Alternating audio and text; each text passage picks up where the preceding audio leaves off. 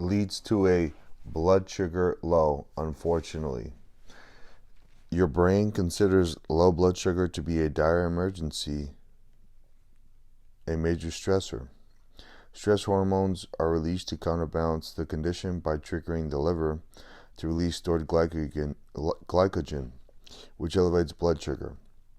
Meanwhile, most people feel the effects of low blood sugar, and before the liver can do its job, they have another sweet snack or caffeine to keep them going. This cycle keeps cortisol levels high, preventing the body from winding down in the evening and getting a good night's sleep. Electromagnetic pollution. Unless you regularly sleep in a cave miles away from human civilization, you'll probably be exposed to low-frequency electromagnetic energies, power lines, electrical circuits in your walls, ceilings and floors, and electrical appliances such as electric blankets and TVs all emit such energies. This electromagnetic pollution can disrupt natural sleep-wake cycles. Entrainment. Physiologists and medical doctors have found that you can be entrained or synchronized to a dysfunctional schedule in as little as 7 to 21 days. This means that if you stay up until midnight for 1 to 3 weeks in a row, your internal body clock will become trained to wait until midnight to start reducing cortisol output and increasing melatonin production. Just because you didn't start the physical repair on time doesn't mean it's going to get jammed in. Your natural rhythms will automatically begin the psychogenic repair around 2 a.m., thus robbing your body of 2 good hours of physical repair. If your body gets used to going to bed late and you then decide to get to bed earlier one night, you'll probably find you have a hard time falling asleep at 10:30 p.m. Now you're faced with the task of entraining your system to release your sleepy time chemicals early enough so that you can get to sleep on time for a full cycle of physical repair. For some, this is difficult. We live in a world where it's easy to move from one time zone to another with just a few hours of travel. Some people find that their physiological rhythms, including their sleep-wake rhythms, are synchronized to the rise and fall of the sun in the time zone where they were born or brought up. This may be completely different from the place that they currently live. If you're suffering from chronic conditions or pain, and if you have difficulty adjusting to the natural sleep-wake cycle of the place where you live, you may have to return to the time zone where you were born and spent your early years to get better. Checkpoints for optimizing your sleep-wake cycles. Number 1, get to sleep by 10:30 p.m. If you need time to wind down before you sleep, make the appropriate adjustments. Getting in bed at 10 p.m. and reading until 11 p.m. defeats the purpose. Minimize your exposure to bright lights, particularly fluorescent lights, for at least 2 hours before going to bed. If you don't have dimmer switches, try lighting your house with candles or lamps with low wattage light bulbs. Sleep in a room that is completely dark. Avoid the consumption of stimulants after lunch. If you're unable to sleep well, be particularly mindful with desserts, especially ones that contain alcohol, sugar, or caffeine. Eat right for your primal pattern diet type, particularly at dinner. Though we commonly eat sweets or desserts in the evening, doing so will often disrupt the sleep cycle. Drink plenty of water. Our bodies have very little water reserve, and once dehydrated, the body responds as though it's experiencing stress. Remember, if your body is stressed, it produces stress hormones, which are awakening hormones.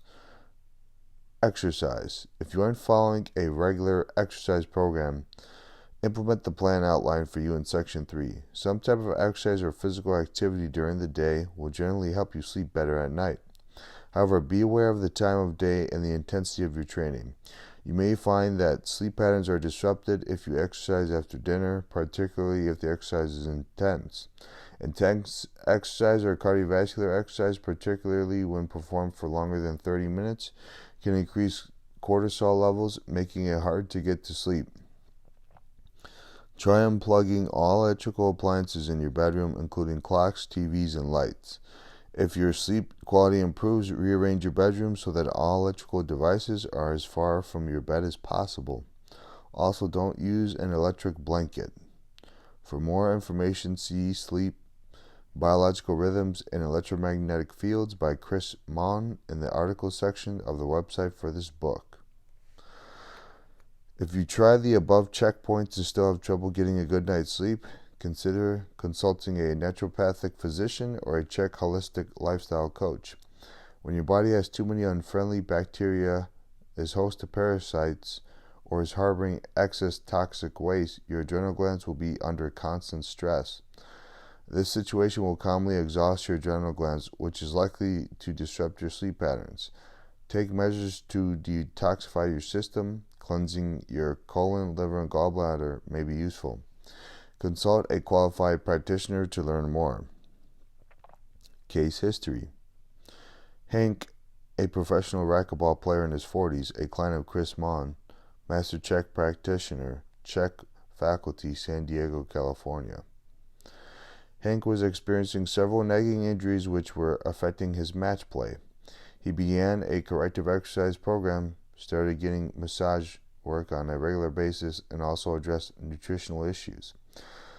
These steps helped his condition, but while he was feeling better, he still felt weak at times and was not recovering from injuries as quickly as he would have liked. It was at this point that Chris noted his sleeping habits. Hank's schedule was quite hectic, and he did not follow a regular routine whatsoever. Many nights he would not eat dinner until 9 p.m. or later, and often did not get to bed until 2 a.m., sometimes getting only 5 or 6 hours of sleep. Other days he would sleep late and get 10 to 14 hours of sleep, but still felt tired. Most of Hank's workouts were late at night, between 10 p.m. and 12 a.m. When Hank changed his sleeping habits and started getting to bed between 10 p.m. and 11 p.m. every night, and waking up between 6 a.m. and 7:30 a.m., he noticed a significant improvement in how his body felt and in how he played. He tried to get his training sessions in by 8 p.m. at the latest. If he couldn't train by that time, he would not train at all that day. During this time, Hank increased the number of days he rested from his training and increased the time he spent stretching. He also kept a log of when and how much he was sleeping. This helped him monitor exactly how much sleep he was getting, along with going to bed by 11 p.m. Every night he also tried to get about 8 hours of sleep each night and a total of 56 hours of sleep each week. While this was a significant lifestyle change for Hank, the results were well worth the effort. Chapter 13. Never cut calories. Allow me to clearly state my position before we go much further. Calorie-restricted diets don't work if you want to permanently lose weight. If you want to lose weight, you're not alone. According to Dr. Jap Seidel of the International Obesity Task Force, incidence of obesity is on the rise throughout the world, making it one of the fastest developing public health concerns. The World Health Organization has described obesity as a worldwide epidemic. It's estimated that nearly 250 million people worldwide are obese, which is about 7% of the adult population. Obesity is particularly prevalent in the U.S., where over one-third of the adult population is obese, and 1 in 7 children and adolescents are obese. An incredible 60% of the American population is overweight. Though obesity rates in other countries are lower than in the U.S., the rate of increase in the UK and several other countries signals an alarming trend with serious consequences. You've probably tried some sort of diet, most likely a calorie restricting plan. There are currently about 2,000 diets to choose from, each claiming miraculous results. Why then is obesity becoming an epidemic? Is it because people have no self-control and simply eat too much? Not likely. It isn't how much you eat, it's what and when you eat. Here's the good news. You don't have to starve or punish yourself with hours in the gym to lose weight. However, you do need to learn how to eat right in order to bring your body back into balance so that it will function at an optimal level. The beginning of dieting in America. Food shortages were a concern during World War I, the Depression, and then again during World War II. As part of the U.S. World War I strategy, the government created the Food Administration.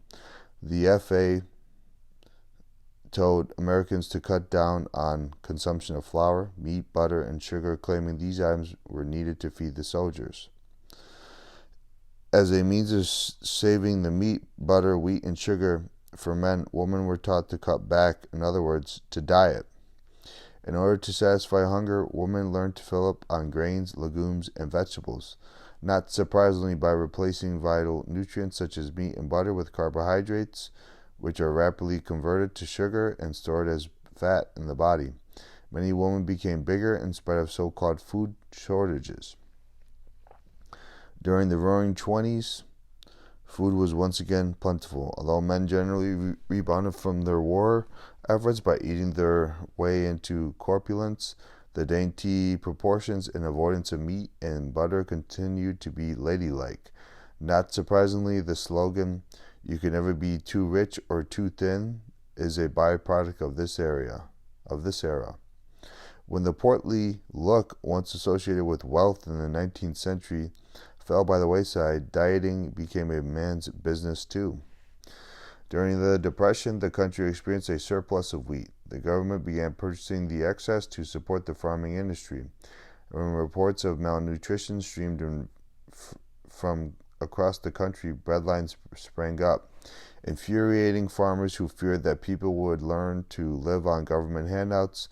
In the meantime, the government continued to purchase surplus grain and meat from farmers to compensate for the public's diminished purchasing power, which was at an all-time low. While the U.S. was knee-deep in bread and wheat, newspapers and magazines commonly featured pictures of food either being stored or destroyed alongside people waiting in bread lines.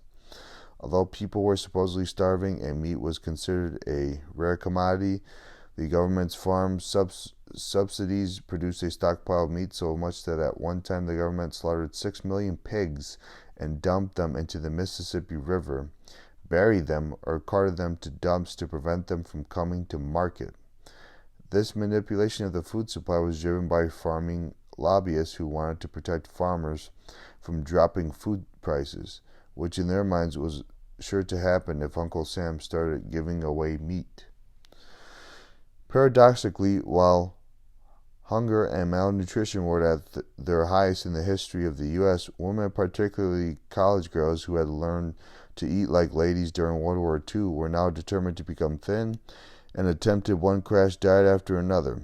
Some amusing names of such diets were the Hollywood 18-day diet, the Mayo diet, and the United Fruit Company's reducing diet. By 1933, physicians were tasked with getting the ladies to eat and the men to eat less. With some of the wiser independent health experts of the day indicating overconsumption of bread and sugar as the source of gluttony, General Mills took a stand to protect their cash cow. General Mills, the food processing company that funded the first nutrition schools in the U.S., created the infamous Betty Crocker. This fictional personality would make her way into almost every magazine, newspaper, and media source of the day, espousing the benefits of sugar and white bread. Welch's, along with other juice manufacturers, jumped on the media bandwagon, claiming their products yielded quick energy, yet were never fattening. Welch's went so far to say that its pre-digested grape sugar actually burned up ugly fat. By the time the U.S. entered World War II, the American food processing industry was well underway, with 98% of all bread consumed in the country being white bread, void of nutritional value.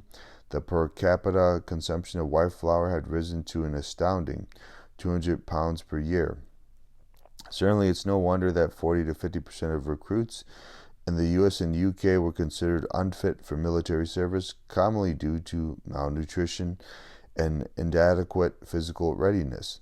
This led to the government dictum for millers to enrich flour with vitamins in hopes of pepping up the soldiers. Not surprisingly, Mayo Clinic physician Russell Wilder calculated that most of the calories in the American diet were coming from redefined sugar and processed hydrogenated fats, which are void of vitamins. During World War II, as during the Depression, there was a perceived shortage of meat, yet American cattle ranges were home to more cattle than ever. Again, the government destroyed meat it could not store. In 1942, the average civilian male ate 125 pounds of meat, while the average soldier was allotted 360 pounds annually. Coerced by magazines and trend centers, women were to eat dainty portions to be ladylike. The women were to save meat for men working in and for the war effort. The fear of food shortages was a blessing in disguise for the food processing industry, which successfully marketed canned and packaged foods to women. Due to the extended shelf life of these packaged foods, women were shopping as little as 1 to 2 times a month instead of several times a week as they had done previously. Further, the meatless consciousness opened the door to soy-based meat substitutes and a host of other food substitutes that were far cheaper than actual whole foods, while allowing longer shelf life and higher profits. For a detailed history of eating in America, see Harvey Levenstein's books Paradox of Plenty and Revolution at the Table. What diets do to your body? Calorie-restricting diets don't work in the long run because they disrupt important hormones and enzymes. Skipping just one meal or eating too many carbohydrates for your primal pattern type can result in changes that make it more difficult for the body to lose fat. Initially, the response to a skipped meal is an elevation of stress hormones. The body then responds to the stress signal by releasing stored glycogen from the liver into the blood to raise your blood sugar. After all, your body thinks you're in a life-threatening situation. Repeated bouts of stress result in a yo-yoing between high and low blood sugar, creating yet another major stressor on the body. An overstressed body will not function at an optimal level. For many, this is not the ideal state for losing weight. If you eat too many carbohydrates, your body must release insulin to lower blood sugar levels. Skipping meals or not eating enough of the right foods also keeps insulin levels high because the body thinks you're in a famine and is forced to store energy whenever it's supplied.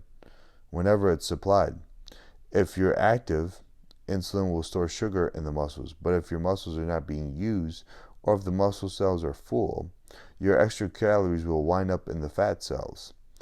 Exercising muscles keeps them sensitive to insulin, since an active muscle wants to take in sugar for energy.